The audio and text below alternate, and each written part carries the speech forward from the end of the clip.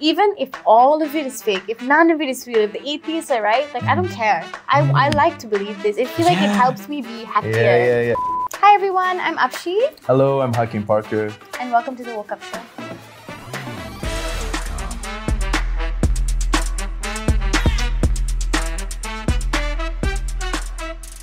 Firstly, thank you so much for being here. All good. I really appreciate it. In the Most middle welcome. of the day on a Thursday? Friday? It's a Thursday. It's a Thursday? It's a Thursday. So the question I ask all my guests when they first come is, how are you? Ah, yeah. In this day and age. This day and age, man. Getting by. New, nothing old. It's just up and downs, you know? Yeah.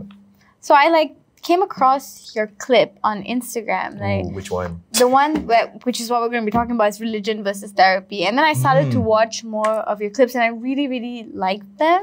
Thank you. Oh, yeah. Sorry. Sorry, audio. But how did you get into doing that? Like posting that kind of content? Oh, okay. So it all started I think during the second lockdown. 2021? 2021, yeah, second lockdown. I just lost my job and I thought you know what, maybe I should start making content again. Because before this, I was making content, but it was more comedy based. So... Are you a comedian? I don't know, sometimes I make people laugh. You would not stand-up comedian? I was a stand-up before. You did but it was stand-up. just mainly for do you know when schools did IU days? Yeah. Yeah, so I would go to IU days and I would that's do so pretty brave. I guess so. Either I was brave or crazy. Either or. A little bit of both. A little bit of both. It takes a bit of both. It takes a little bit of both. So I tried to do comedy videos again, but I don't know, something just felt a little bit off. Kind of in a sense where I kind of hate it when you're doing stand-up comedy or whenever you're doing comedical stuff, people don't take you seriously anymore. Yeah, right? And you tend to be, sure, some of them are laughing with you, but some of them are laughing at you. Yeah. And that's one thing I couldn't take. So I was thinking maybe I should try other types of content, but I wasn't sure. I was still comfortable within my bubble to just make funny videos because I was so used to it. Yeah. And then suddenly a friend of mine DM me, Ismail Zaini, he DM me and saying that, bro, why don't you make this kind of content? And it's just a guy speaking quotes in front of a microphone. And I was thinking that's actually not bad because in the friend group, I would say in my friend group, especially I think all of us are kind of big brothers to each other. So we always take care of each other. And I'm the eldest in my family. So there's that. Hey, this stupid little boy, let me help you. I feel that I'm the eldest too. Right? Yeah, right? I feel it. The weight on the shoulders, right? it's a heavy one. Oh, god damn. Them youngest siblings, they don't understand. They don't. They try to act like they do. Yeah, but they don't. They don't know the feeling of their parents coming up to you, saying to your face, hey, you have to take care of this little bugger. Exactly. My sister is only 1 year younger than me. And I was treated like this grown up. Yeah, this is your responsibility too. I was what? Nandayo. I'm still growing up. I'm only 6 years old, but okay. Okay, what the fuck, right? So yeah, and then it reminded me all the times that I was able to help my friends. So I thought you know what, maybe I could help people out. Yeah. So I tried doing that, but there was still a consistent issue because some of the views at time to me as a content creator views, although you say they don't matter, at some point when you're starting out, they do matter. They do. Because it gives you an indication is this type of content working or not working? Yeah. Right? Because what else are you going to rely on? Yeah, exactly. Right? So the numbers were sometimes there, sometimes not there. And it was very iffy. And then there was the flood that happened in Malaysia. Yes. Right? And then I don't know why, I woke up at 6 a.m. and I saw how miserable people were and how devastated they were. And I thought you know what, maybe I can't come down and help them, but at least I could just voice something out. Yeah, I can say something. Yeah. And that one really blew up cow. I got attraction on Instagram, on someone reposted it on Facebook and on TikTok, and then it just exploded. Yeah. And I was oh wow, okay, cool. Yeah. Damn. But it's a funny thing because while I was trying to make this whole content thing going on, I always thought to myself you know, I always believe that I have what it takes, but why am I not there yet? Why some people are there yet but I'm not? Yeah. And I'm the only conclusion that I could came up with myself was that you know what, maybe I'm supposed to have a portfolio where I do this long enough, so when I do blow up and people stalk my page, they see things that they like more. Yeah. And it becomes like a consistent theme. And then they follow me. Yeah, And then they show support. Definitely. Because like a follow is not going to come after one post. Exactly, right? And I never like believed it until like I saw, I think like 2 weeks ago when I was on TikTok and I saw this one viral video of this one girl doing whatever, I forgot. There's always a daily viral video of some girl doing whatever. Yeah, exactly, right? No hate to girls. We love girls. Then I clicked on their profile and I saw that I think she was like barely scraping like 4-digit followers and the video got like 1 million plus. Yeah. And I'm like thinking like, but when you look at her content, it's like, oh, it's very different. She's just really trying things out. And so it got me thinking like, okay, maybe it was the right thing where I just tried to be consistent. Yeah. And then blew up. And obviously the comments and the feedbacks of people saying thank you really drove me to like just keep on doing this. Yeah, because some of the things you talk about, I mean, they can be, like people can be in complete agreement or they can also be in extreme like disagreement. Yeah. But how do you find the response to the videos in general? I mean, so far, like I would say like, I don't know, I feel like whoever I made that video for has always found reached them. Yeah, has found them. Yeah. In some odd way. Probably not at that time, but somewhere along the way, it has found them. It has found them, Yeah, and it's kind of weird. There are some people who, they're not many, but there are some people that are like, they have like very mixed feelings about what I have to say. But inside my head, I'm like, you're just an idiot. Yeah, facts. Like you just, and like the more you comment, the more you push your video up on the algorithm. So like even negative comments, you just gotta kind of let it be. Yeah. I just let it be. I just let it be. I don't know. I've had this like one quote that stayed with me forever. I think it was by Gary V. He said like the only way for you to not let the hateful words get to you is when you don't even let the compliments get to you. Yeah. So I find like a mixture of that where if people say nice things, like okay, all right, thank you.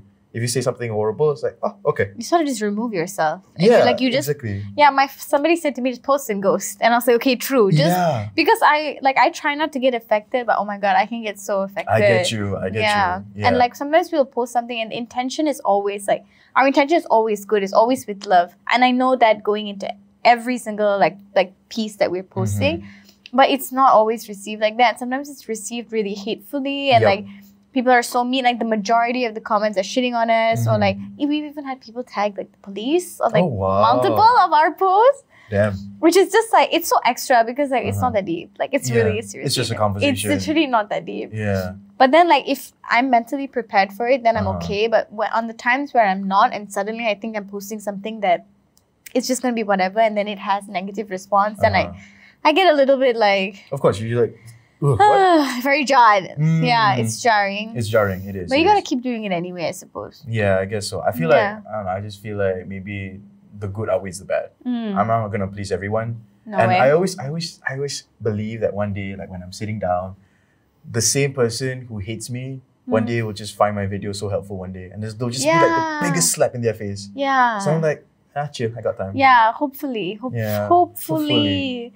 Yeah, I mean, I do really love your content. Like the video, I actually saw this video of you talking about religion versus therapy, and that's what I sent you. And I said, like, I want to talk to you about this because, like, I had never like made that connection before because I'm Hindu, and so like within like, which we can get into a bit more about it later. It's like and even though my family is a bit religious, we're more spiritual, like more like more in that sense that.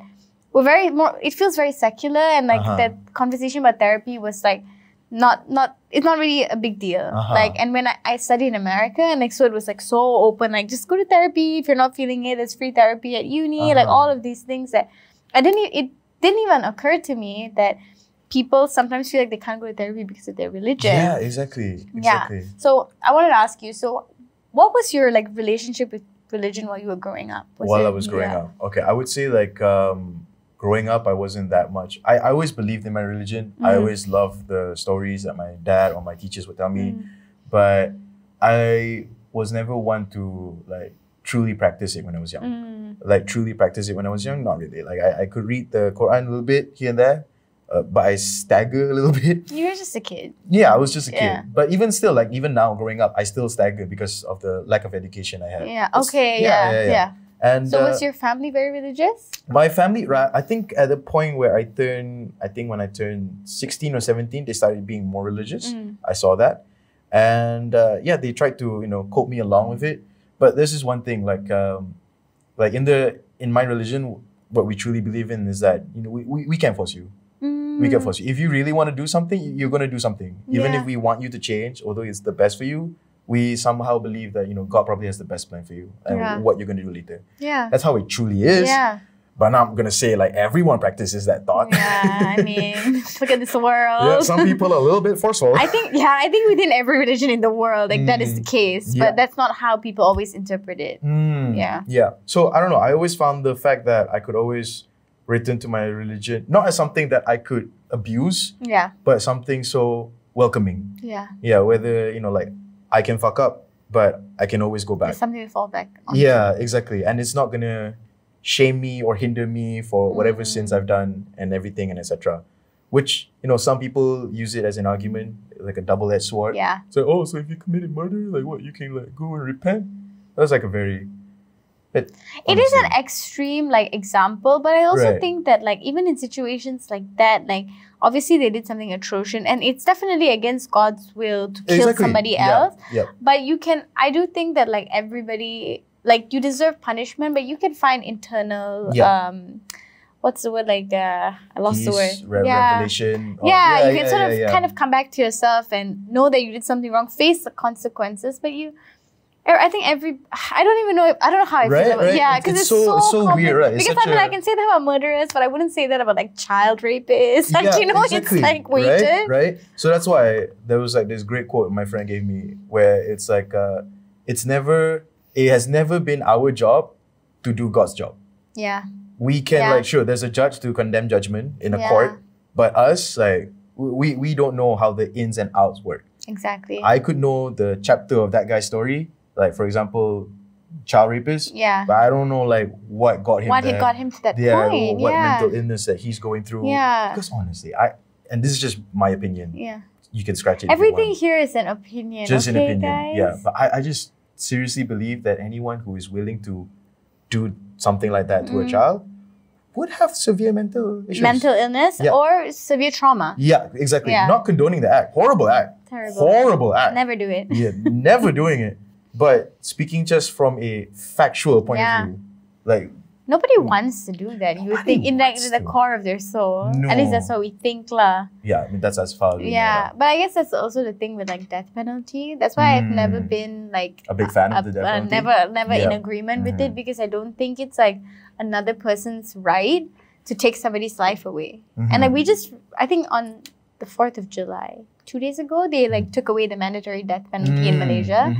And I was like, that's such a good step forward, because like, I mean, I just don't believe in it at all, personally. I think you can go to jail and you can be rehabilitated. Exactly. But what's the point of killing them? Like, and you don't even face the consequences of your crime. Like, I guess if you believe in hell and all of that, then the consequences come afterwards. But we can't guarantee that. Yeah, that's true. That's why there's like this is like one mythology that I like. You could see how a person sins, but you don't know how badly they repent. Yeah. Like inside their hearts. Like you will never know. You'll never know. You will never know. Yeah. So I guess like that's when like I think I started to take care more of my prayers, I think like somewhere around last year, August. And how old are you now? I'm like 26. Yes. Wait. Yes. 97? Yes, 97. Yes, I'm 26. How old are you? 27. 27. 96. Okay. All right. Okay.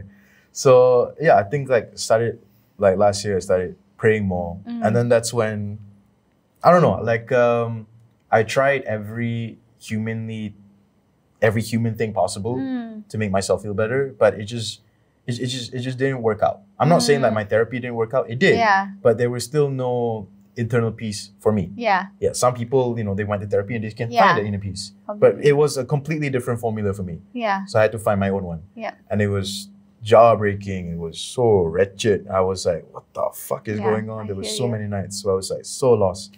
Yeah. So I had to relearn everything. Yeah. I had to relearn a little bit about therapy. I had to relearn about myself. I had to relearn about my religion. And that's when I saw like I saw like you know how people nowadays say that you have to manifest for the things that you want. Yeah. Right. It's such a Gen Z kind of thing, right? Yeah, completely. Yeah. I manifest for the things that I want. And then like if I study my religion, it's kind of along the same lines where you just have to pray for something and you know that God wants the best for you and He's giving the best for you. And I'm just here like translating this into my head. It's like, this is Gen Z shit. This is manifesting right here. God's been telling me to manifest all my life. It's been going on for longer than we think. Yeah, longer than I think. And I'm starting to believe it because some blonde girl on TikTok said it. God damn. God said it a long time ago. I think sometimes people just don't know how to, like, we can't get, like, reading it in the Quran or reading it in even any sacred text. It's a bit harder to understand and kind of grasp it as like that versus like some girl on TikTok just putting it for you just like that. And you're like, okay, that's kind of, that seems more feasible when in fact it's the same thing. Yeah, exactly. Have you ever heard of the lucky girl mentality? Yes. Right? Yes. Right? See, that's how far I've dug in, guys.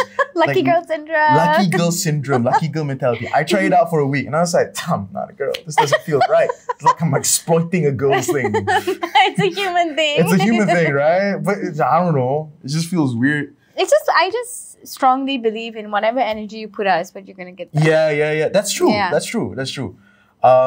There was like this is like one short film I had to act for. And inside the short film, I'm like this guy who's obsessed with Timothy Chalamet. Okay. Yeah, right? That's fun. Right? Weird, bizarre jump, right? So then there was like this one quote that I got from like, while I was like going through his lines and going through his scripts. And I was like seeing this one clip. He says that life doesn't come at you, life comes from you. Right?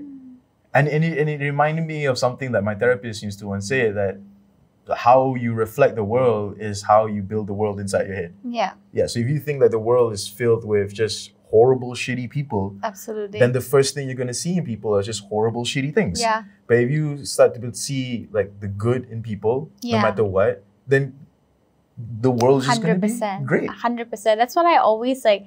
Sometimes I'm out with friends and like I'm just like always in my own personal like dreamland, and so like that's how I am. I mean, it's a safe place. I love the world I've created, and so I'll be somewhere and I'll just be like la-di-da, like having the time of my life, and then somebody will be like, oh my god, did you see that? And I'm like, what are you guys talking about? Like, I was looking at that. They were like, no, did you see that? Did you see that person did that? And I was like, no, like I was like enjoying my life. I don't know why you guys caring about other people. Yeah, yeah, exactly. If I don't care for me, that's one less person. Exactly.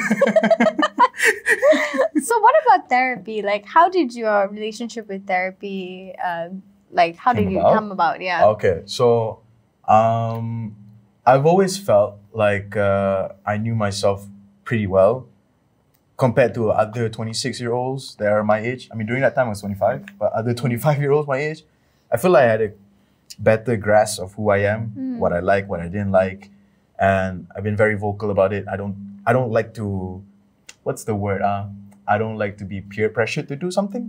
That's amazing. Yeah. So if like all my friends drink, I don't drink. I just don't like it. I just don't want to do it. So, but I always feel like there's something that I haven't discovered about myself, like a wound that I haven't seen, because I feel like there are some days where I'm just like behaving weirdly and I don't know what's going on. So I talked to my mom about it. At first she was okay, but sometimes you have conversations with your mom. Oh, okay, bully. Then like nothing happened. Yeah. Oh yeah. Yeah, right. So and then I think I had a conversation with my ex-girlfriend at the time. We just had a fight, and I was just so fed up with myself. Like I don't know why I'm like this. Why do I sometimes play the victim, and why can't I take care of myself and regulate my own emotions, right? And I got really fed up about that, and then I was like I can't take it. At that point of time, I really did love her, and I didn't want to lose her just because I didn't know how to take care of myself, or because I didn't know what was going on. So that was a stepping stone. I was like, okay, you know what? I'm just gonna give my mom a call and really make this happen. Like by this week, I have to go to therapy. Yeah. So that's what I did, and I found a therapist that my mom's friend recommended. So I went there, and she's like a sweet, lovely old lady. And when I was talking to her, it was so nice, and I got to uncover myself a little bit more. But even like with therapy, because I only went for like 4 sessions. 4 sessions. And then on the 4th session, my therapist said, okay, you don't need to come anymore. And I was like, no, I still need you. Yeah. Oh, yeah. I still need you. Don't throw me out. I have abandonment issues. Don't give up on me. Don't give up on me. And then, so after that, I think like after that, she also told me to do a little bit of my own homework and everything. And I think it was my ex-girlfriend also that told me that, you know, if you believe in every advice that she has to say, then you also have to believe the fact that you're going to be okay on your own. Yeah. Yeah. Shout out to my ex-girlfriend. Fucking lovely.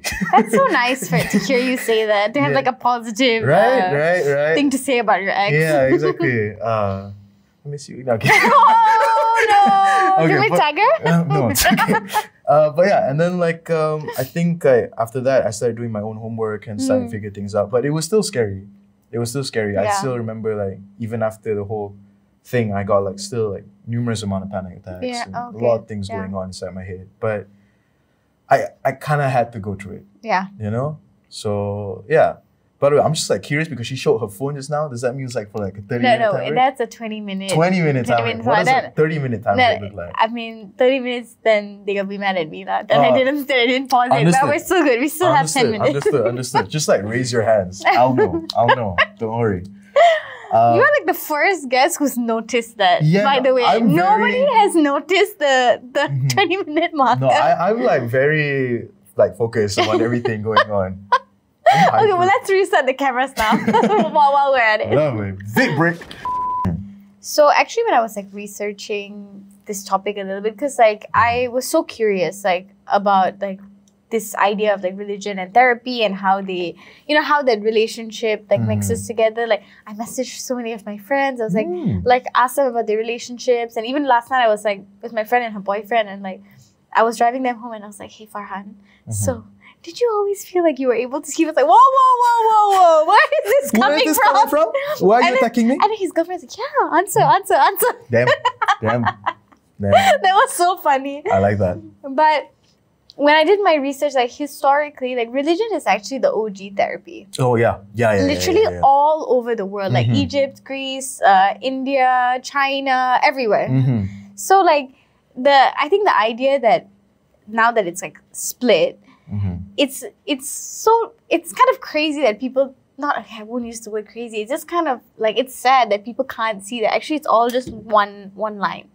Yeah, that it all ties back together. Yeah. And like so many like therapeutic practices also stem from like Eastern religion, like mindfulness, meditation, that all comes from Hinduism.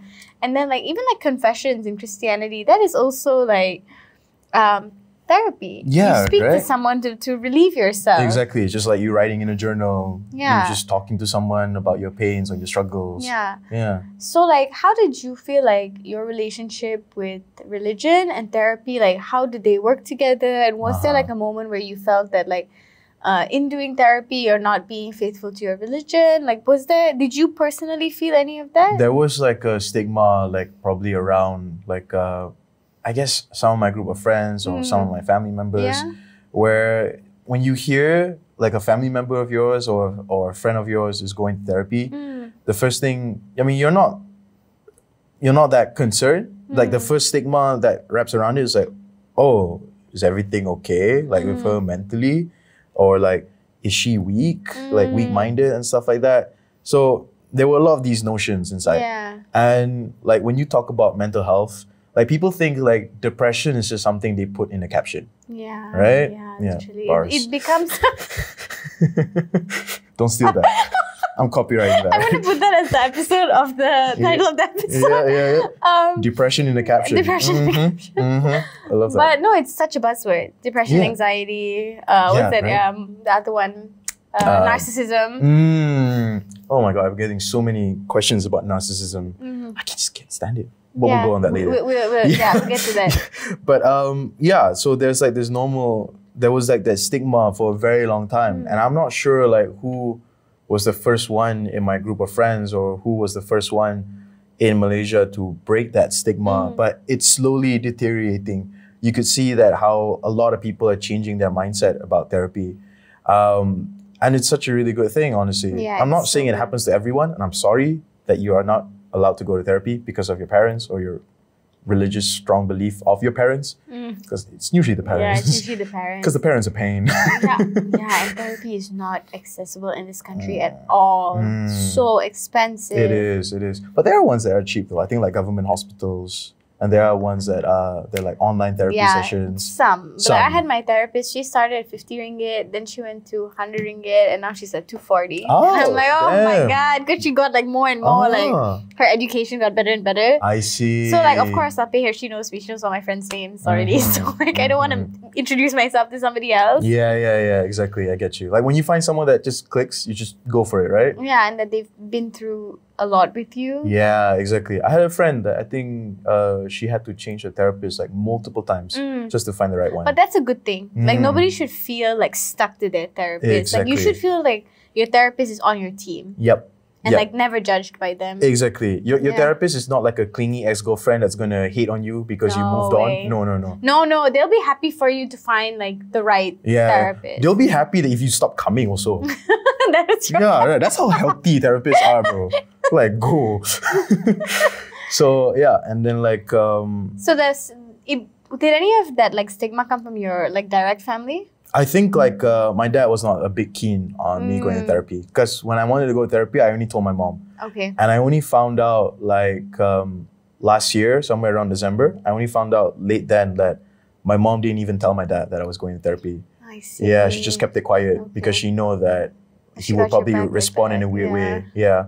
So it was only after my sessions were over, they had like a small fight. Then my mom blurted out, well, I can go to therapy. So I was like, you're there like, I'll take it. I'll take it. Yeah, you pay, you do whatever you want. It's like it's always better to tell your parents after the fact. Like don't tell them before. Let them just see you're okay afterwards. Yeah, right? So that's why sometimes it's always better to say sorry than rather, it's better to ask for forgiveness than to ask for permission. Yeah. Right? Only with parents. Only with parents, right? Jeez. So yeah, I think I was reluctant, I was afraid, but I think after I saw a few of my friends going to therapy and I saw how my group of friends like changed their mindset towards therapy, it drove me in a sense where, you know what, maybe it's not that bad. Maybe I should give it a try. So yeah, so that's why I kind of like went for it. Yeah. I mean, I feel similarly, like I never had any, like, even when I went for therapy, there was no stigma, but there was a little bit of like, I think when I didn't tell my parents actually, because I went for therapy for the first time when I was living in New York. That's where I studied. Okay, so in my uni, they offered free therapy and I didn't go for a while. But at one point, I knew I really needed it. Like I was not doing well. So I went and it really did help me. Like it just kind of helped me accept a lot of things and get through that, like that point in my life.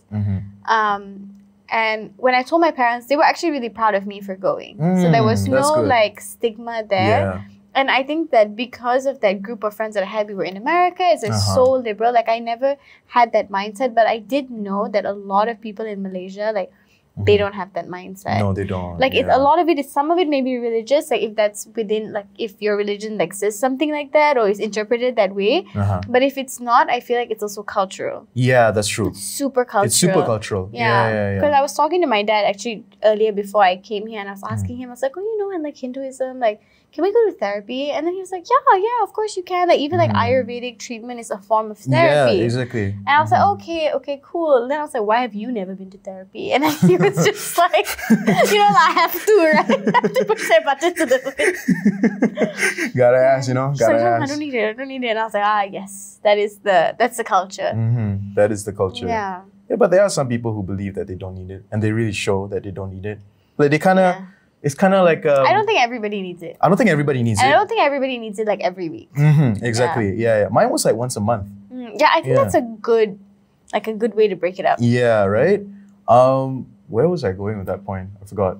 You said something about therapy and then I lost my train of thought. It's all right. I mean, with therapy in general though, I love it. Like I really, really love it. Like during the pandemic, I had a lot of anxiety. Like I got this...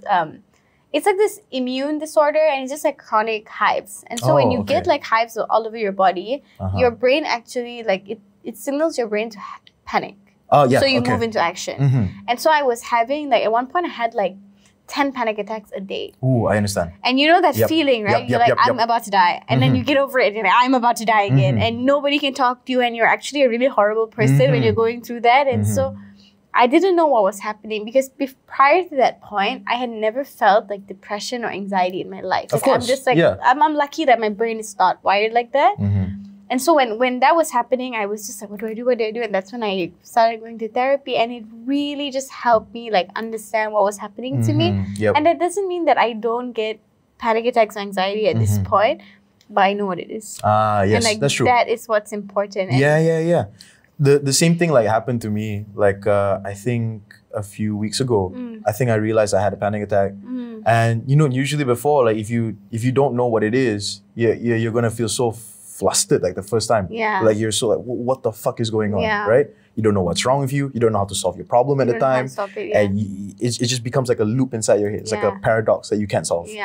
Then like just knowing the fact that you're just having a panic attack, it stops one of these things. Yeah, exactly. You know what it is. And now after that, it's just whatever your coping mechanism is. Yeah, what are the tools? Yeah, either like you write it out, just let it die down, or you journal things out, or you identify what's the problem. Yeah. There's even, you know, if you're like, I think this is within like cognitive behavioral therapy, like that an action you can do is like you can just like stand under cold water and it will cut your panic attack just like that. And like I've done that before when it's really bad. And I just like want to like, and it's gone. I'm like, because your body has to fight the cold water now. It doesn't have time to fight your panic. Yeah. Exactly. Because it's just, sure, it is like a battle that you have inside your head, but those are the most scariest battles because people don't know how to help because people can't see it. You can't go to a hospital. You can't. You have to identify it yourself. And if you don't know how to put those threads out or to put those safety nets out, you're gonna, probably not today, probably not tomorrow, but one day when life hits you down, like to the core,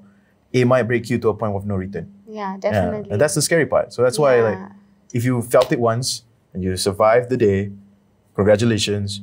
But after that, you gotta advocate for therapy. Absolutely. And I also think that like things like with panic attacks and all these kind of things, anxiety, like once you feel it, it's unlikely that you're never gonna feel it again. You're gonna probably get instances that it comes up, and like that really brought me down for a long time. Like I remember I was telling my mom, I was like, I'm just not the same. Like I just like would look at pictures of myself like the day before I had like that first outbreak and that first panic attack, and I'm like, I miss her, I want to be her. And then I was just like, I feel like I'm not the same. And then my mom was like, that's life, dude. And I was like, okay, yeah, that's true. Like I'm not the same since I went to uni, and I'm not the same since like I, you know, even had this delicious meal. Like you're never the same. And it kind of, even though she said it like very frank, my mom is like super frank. Like she'll give it to me straight. Like if I wear outfit, she doesn't like, that's ugly. Okay, mom. All right, cool. All right, fair. Am I ugly? Okay, honest person, I'll take it. Jeez, auntie. But even though it was like so frank, I was like, yeah, I needed to hear this. Like I needed to just accept that this is part of life. Exactly. Yeah, right? It's like that. That's why I post like 2 different types of content like on my TikTok. Some are just very soft-spoken. Some are very, what the fuck is wrong with you? Because like there's no way for me to know what my audience need at the time. Yeah. And I am not here gonna taking suggestions from my audience because then it'll just be a pity party. Hey, can you talk about my problem? Yeah. It's like, no, I'm not talking about your problem. So that's why there are times where I feel like sometimes people need a good slap in the face. Yeah. And sometimes people need to be talking soft-heartedly. Yeah, so definitely. So that's why I put the mixture of two. Yeah, we need a little bit of everything. Like, yeah, exactly. So like, do you like, I guess just to get more insight, right? What are the reasons why people feel like going to therapy disregards religion? Oh, like why disregards religion? Because, okay, so... At least under Islam, because that is your experience, right? Yeah. So there's like this idea or this like mentality in like some Malay culture where that you have to believe, like I said before, like you have to believe that God wants the best for you. Yeah. So the fact that you are, in some sense, going to therapy or quote unquote not praying anymore. It means you there's something saying that macam, oh, God is not here to save me, that's why I'm going to therapy. There's some people that are like that. That's a little bit too extreme. I haven't heard it a lot of times, but like how like that therapy is like in a sense, the antithesis of Yeah, the exactly. religion. Yes, because it's like scientific in some sense. But we're not like in Christian times now, boys. Yeah. Dude, oh God, never mind. but like it's kind of weird in a sense where every time like you tell someone that, you know, like they're going through something and they're going through something horrible, most people, when they don't have the tools or they don't know what to say to you, they'll just say whatever was repeated back at them. So they'll just be parrots and just say to you like, hey, you should pray. You should pray. Yeah, and then okay, we'll be like, why? Yeah. If someone asks them why, they'll just say another repeated answer because, you know, God is there for you and God can help you out. It's true, but doesn't mean just because God will help you out, doesn't mean you can't help out yourself. Yeah, and also in a sense, didn't like God create this amazing therapist to help you come back to Him or her or whatever you believe? Yeah, exactly. Yeah. So then I found this one hadith. So there's this thing called hadith where it's basically just a retelling of a story that's something that our Prophet Nabi Muhammad SAW did. And hadith are like so sacred to a point where we really have to take into account who you are when you tell this hadith. Okay. Because it's passed down just through word of mouth. Yeah. So just to show like how concrete we take this hadith thing seriously, like we take your honesty to it.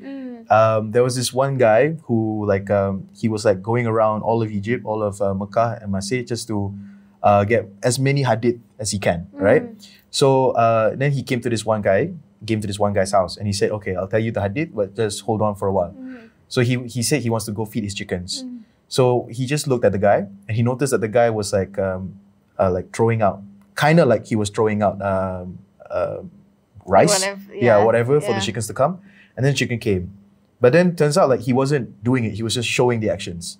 Just showing the actions, and then he got the chicken and then like cooked it.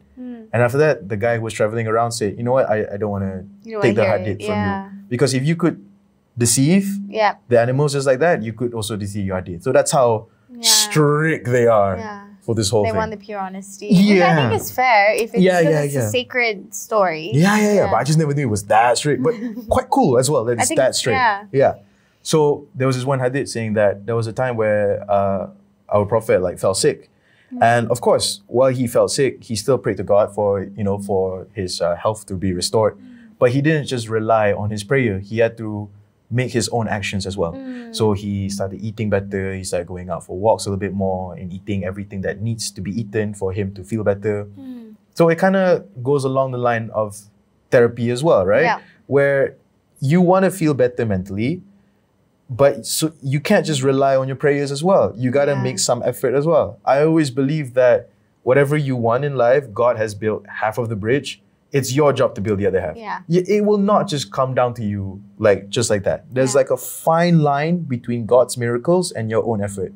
And you have to be able to distinguish the two. You need to also be available to receive. Exactly. Yeah, exactly. So that's why like growing up, there are some people that believe that, you know, God has built the bridge, jump there. Like jump there. Like why are you going to therapy? Or like they've made it there and they're like, why aren't you here? Yeah, why aren't you here? They don't see going to therapy as a effort on you trying to love yourself and making good things for yourself. They see therapy as a sense of it's alienated because they don't know what it is. It feels it's like seen in cinemas. And that's where most Malaysians get their own Western cultures, and just in the cinemas. They see in cinemas. Exactly. They see in cinemas where everyone that goes to therapy are trouble-hearted people. People who have gone beyond and crazy. You do know that's a film, right? You do know it's fiction, it's an right? exaggeration. Yeah, you do know, right? Almost everybody in the world, I would say, at some point in their life could use a bit of therapy. Exactly. If you have a baby, you're going to adjust your life. Maybe a little bit of therapy will help that adjustment be easier. Exactly. And dude, it's not like so there's a difference between you going out and telling your problem to your friends and to a person who is professionalized in this matter. Absolutely. Yeah, because like you could go to, let's say you're 20 this year, and you go to your peer friends who is 20 as well. They don't have enough life experience or knowledge to tell you what the fuck you should be doing in your life. They're just going to say whatever that's based on their lives. Yeah. But life is so big and so broad to a sense where their advice might not even be the right one. No, it's definitely not the right advice because they love you too much. They can't tell you the truth. There's like this scene in Sex and the City where like the main character Carrie will break up with her boyfriend and she'll be going through it. And then she's like, I don't need therapy, I have you guys. And they were like, babe, it's the blind leading the blind. You need therapy. And it's true with our friends. Like, yeah, we can be there for each other and we can help build the blocks, but like a professional sometimes is what's needed. Exactly. And you can't go to some random adult because again, the random adult could still be wrong. So it's much better to go to somewhere or some place that is specialized in this thing. Like when I was young, my mom could cut stars with her with her paper, right? Does that mean I'll let her cut my hair? No, absolutely not. I will go to a barber with an experience. Exactly. My mom has some life experience, and sure, I will take some of that. Yeah. But if there is a therapist option, I will take it. Definitely. And I think that like there's so much beautiful advice you can get from your loved ones in your life. But there's a point where what you need are tools. And your family can't necessarily give you those tools. They can have given you to their best ability, but by the time you're in your 20s or maybe 18 and older, you're already like grown. They already gave you everything that they could give you. Every knowledge that they know at that they point. can like put in your brain from a young child. After that, somebody else can help you find new tools. And that doesn't, I think that's the, like, even with whoever it may be, culturally or religiously, like, therapy is not negating what you already have learned, what your foundation is. It's just helping you access that a little bit better. Yeah, exactly. Yeah, I was listening to this podcast. It's called Small Doses with Amanda Seales. Okay. It's an incredible podcast. I feel like I've heard of it. I think my friend recommended it before. So good. Like that was the podcast that got me into podcasts. And she did this episode with this woman, Tabitha Brown. Have you seen her on TikTok? She's like this southern lady and she always like makes like vegan food. Oh, okay. And she's just like, it's nothing like crazy or anything like that. She just would be like, speak like, you know, speak in that way that like southern ladies do that make you feel really good. Her voice is like butter. And so I just like put it on the other day and I was like crying when I was listening to it because she was talking about how her relationship with God. And so I wouldn't say I'm like terribly religious. I would say I'm Hindu. But I do pray. I do believe in like God and a higher power. I also like you know, like manifestation and I like to like cleanse my space with sage, you know, all those like esoteric practices as well. So I like, which is not so far away from Hinduism. It's pretty close. And so when she was talking about it, she was just talking about her experience, which is not something I've personally experienced, but she said that she was sick for a really long time. And then she just said she just got on her knees and she just prayed and she said to God and she was like, dear God, like whatever it is, please heal me and I will just I'll just serve you. Whatever that you tell me to do, I will do it. And then she found veganism and it like cured her and all that. And then slowly she just like, she got this like idea to post short videos and she was like, God, is this you? I don't want to do that. Then she was like, wait, I already promised that I would do whatever you told me to do. So I'm going to do it. And so she started posting on TikTok and she's viral now and she like has her own show, which is what she's always wanted. But the point she made was that like that voice inside your head and in your heart that, you know, we always get these bits of intuition that come to us. She said like, she sees that as the voice of God. And it helped her like trust that voice. And that's what really struck me because like, I just love the idea that like that voice inside my head, it's not my voice because it's hard for me to trust my voice. Yeah, I get but that. If it's like the universe or if it's God or whatever you believe in, if it's the higher power speaking to you and because 99% of the time, like that voice is true. Like, you know how you'll see somebody and you just be like, I don't know. I'm not feeling you. I'm not feeling that vibe. Like, I don't want to like say anything mean to you, but I just want to remove myself. Exactly. Yep. But then sometimes you don't do that because you're like, Apshi, stop being a bitch. You know, like that's what I will tell myself. But when you change the narrative that it's not me, it's God, then it's easier to believe it. That's true. And she was able to sit in herself so much more. And now she's so successful and she's healthy. And I thought that was so beautiful. Nice. Yeah. But it's also quite good as well to listen to your, you know, like your own voice. Yeah. Whether it may be good or bad, but it could be in a sense where, like, if it's good, then good for you. Yeah. And if it's bad, it's probably a mistake that you had to learn. You have to learn now, so you won't do it in the future. Definitely. Yeah. And I like that. I had like that one moment as well. I think like I was at the balcony of my house. And I was like, out of nowhere, I was like smoking a cigarette, and out of nowhere, suddenly came this panic attack. And I remember I was just like curled up and just like laying down there, and I was like, Allah, please help me now. Like, please help me. Send something to help me, and I can't take it anymore. Yeah. And it was just like, I just felt like my chest was getting tighter and tighter and tighter. And then suddenly, like, I'm still like begging for something, you know, something just to cut my mind off this for a while. And then my phone like just like buzzed. I heard a buzz, and it just got my attention for a while. And it was just at that moment my brother asked me to go for a Pokemon Go raid. And I was like, what the fuck? And I was like, okay. And I clicked on it and I just played it.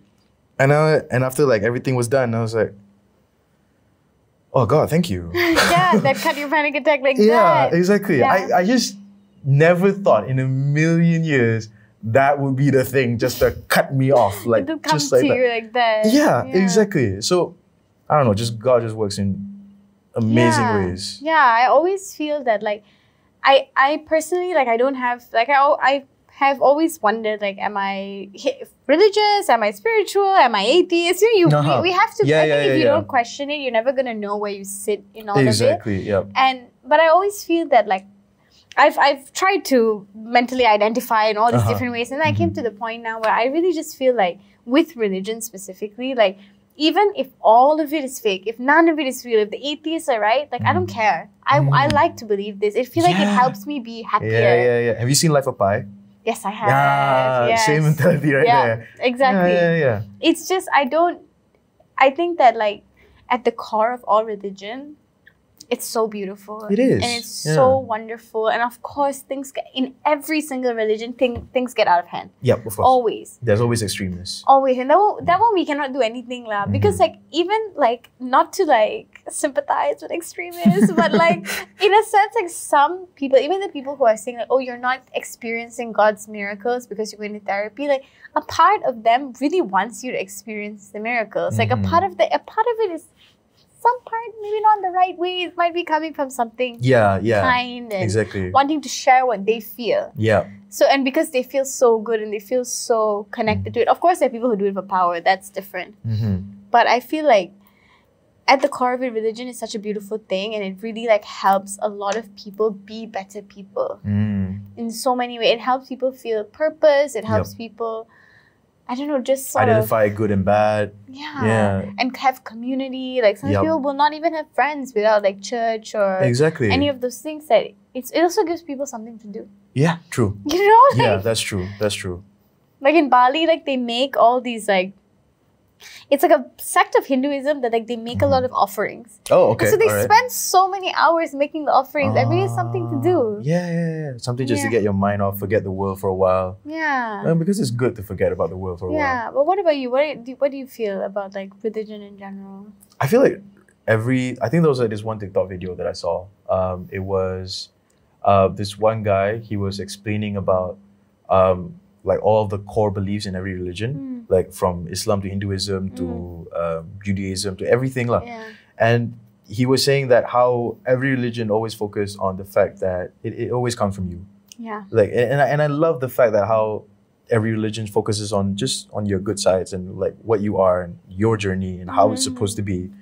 And I just find that in some sense really beautiful. Yeah, completely. Yeah, so I don't know. I think like right now, I don't have like much right now, but I feel like the world or tomorrow is slightly better because I feel like God is with me. Yeah, and it's also, it gives me at least, it's like, I like the idea of that there's a plan. Yeah. And I'm just like, everything, like sometimes I'll feel like really disappointed. Like I wanted to go to this party last Saturday and I was so excited for it. And then my bad, I was like really hungover, so I couldn't go. And I was like, it's okay.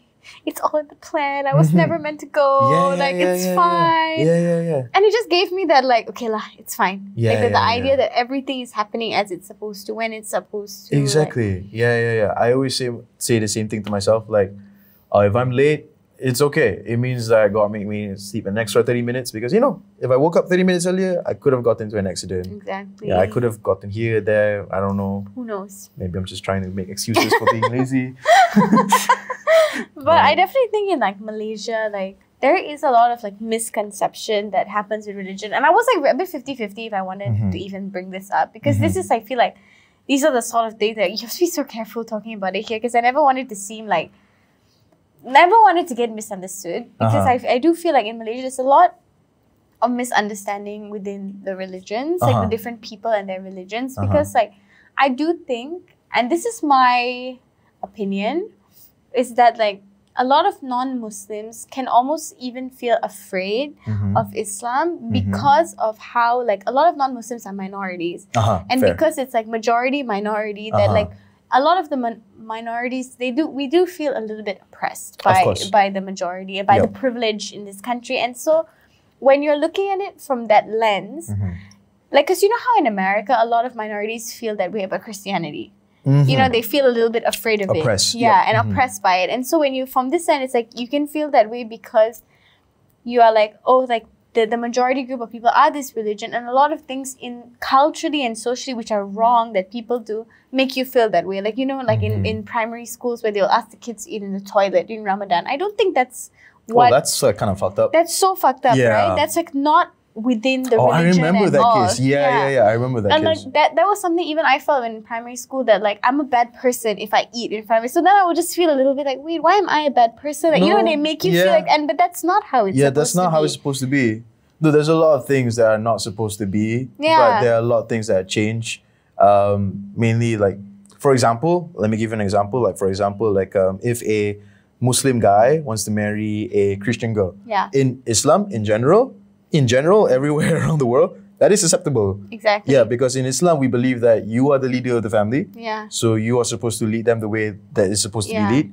So as long as you are the Muslim, you are the leader, go for it. Yeah. Go for it. But in Malaysia, we don't practice that. Yeah. We say no to that. You have to be Malay man. Yeah, you have to be Islam man and you have to be Islam woman. Yeah. You have to convert. And I think even that is like a huge thing. It's like a big hindrance, right? It's a big hindrance. And a lot of like non-Muslim parents, like, they're like, date whoever you want, but you cannot convert. Yeah, exactly. That's the thing. And then, so you kind of like, I wouldn't say it goes to the point of Islamophobia, but it goes to the point of like, you are like cut off. Yeah, exactly. Yeah. And then, but I think in fact, what everybody in this country wants is unity. But because of that like divide that we feel, that like, it's non-Muslims against Muslims, it's where the tension rises. Exactly. But that's not the case. I think we're all actually on the same team. Yeah, it just feels like, I don't know, I kind of understand, but also don't at the same time, where I kind of understand where there are some people feeling that some other Malays feel like they are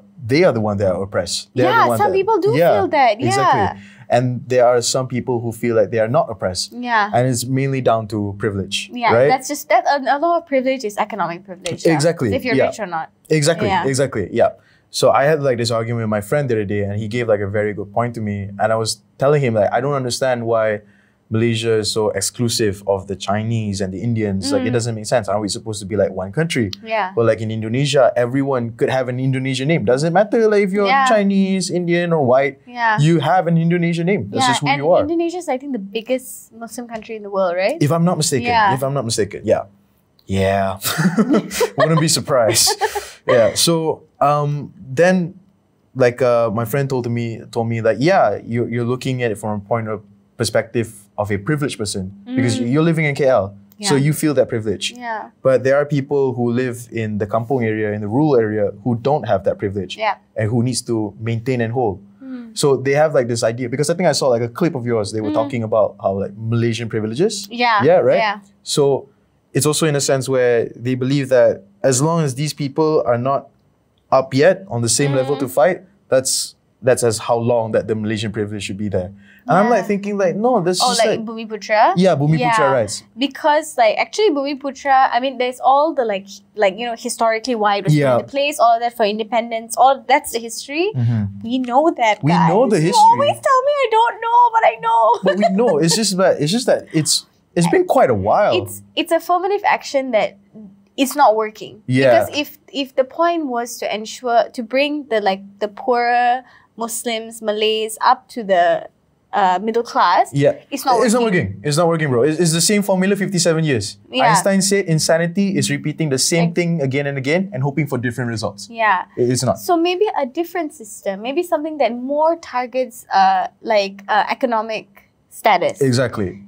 That maybe that will work better. Maybe, but again, this is just like a theory. This is a theory. I'm not saying I know better, but I'm saying that is something we should look at. Because I understand that, like, if I had like Bumi Putra and my family was not able to rise up, I would also be like, why are you saying that we have so much privilege? Because we don't. Yeah, right. We are perceiving it from the KL, Selangor, in a privileged point of view. Yeah, exactly. In a privileged point of view, and that's where the paradox lies. Exactly. And I think that's where all the misunderstanding happens. Because actually what everybody wants in this country is equality. It's equality. Yeah. Yeah, like, good guys, like, we would be arguing about this every day and night, but the moment, for example, we see Lee Chong-wei perform at the Olympics, we're all there. Fuck your race. Doesn't matter. He's Malaysian. Exactly. And that's like the biggest claim ever. Even Michelle Yeoh. Michelle Yeoh, exactly. Everybody was crying at that speech. Exactly. Everyone just wants to feel united. Yeah. But there is a divider. Yeah, because we don't want to end up like, even in France, how like Islamophobic it is. We don't want to go there.